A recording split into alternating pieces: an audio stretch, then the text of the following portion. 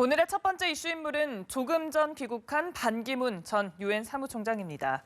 유력한 대권 주자인 반기문 전 유엔 사무총장이 10년간의 사무총장 임기를 마치고 조금 전 귀국했습니다. 정권 교체가 아닌 정치권 교체를 이뤄내야 할 때라며 분열된 나라를 하나로 묶는데 한몸 바치겠다고 밝혔는데요. 사실상 대권 도전 의사를 분명히 한 것으로 해석됩니다. 자세한 내용은 취재기자 연결해 알아보겠습니다. 팽재용 기자. 네, 반기문 전 유엔 사무총장이 오늘 오후 5시 40분쯤 인천국제공항을 통해 귀국했습니다. 반 전 총장은 도착 후 취재진들 앞에서 대국민 메시지를 발표했는데요.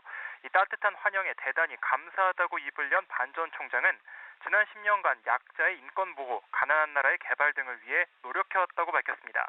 반 전 총장은 우리나라 경제가 활력을 잃고 또 부조리와 부정으로 얼룩져 있다고 말했는데요. 자신은 오로지 국민과 국가를 위해 오물불사를 의지가 있다며 지금은 정권이 아닌 정치 교체가 필요한 시점이라고 강조했습니다. 반 전 총장은 자신의 각종 의혹에 대해서도 입장을 밝혔는데요. 그는 지난 50여 년간 대한민국과 유엔에서 공직자로 일하는 가운데 양심에 부끄러운 일이 없었다며 이런 점을 다시 한번 명백히 말한다고 밝혔습니다.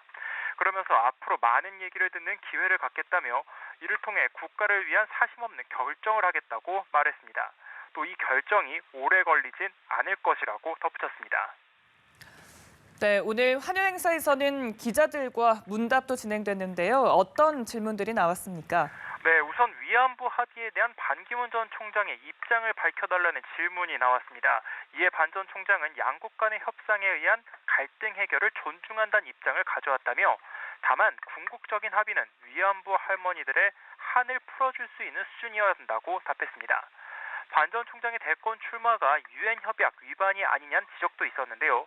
반 전 총장은 개인적으로 해석을 했을 때 문제가 될 것이 없다고 본다며 이 문제를 자꾸 거론하는 것에는 의도가 있는 것이 아닌가 하는 생각을 한다고 말했습니다. 마지막으로 박연차 회장으로부터 23만 달러를 수수한 의혹에 대한 질문도 나왔습니다. 반 전 총장은 박연차 씨가 나에게 금품을 전달했다고 하는 자체가 이해할 수 없고 또 자신의 이름이 거론되는 것도 이유를 알 수 없다며 선을 그었습니다.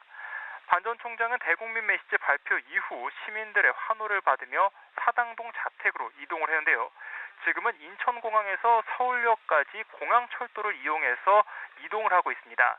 이 과정은 반 전 총장이 시민들과 소통을 하기 위해 특별히 마련됐다고 합니다.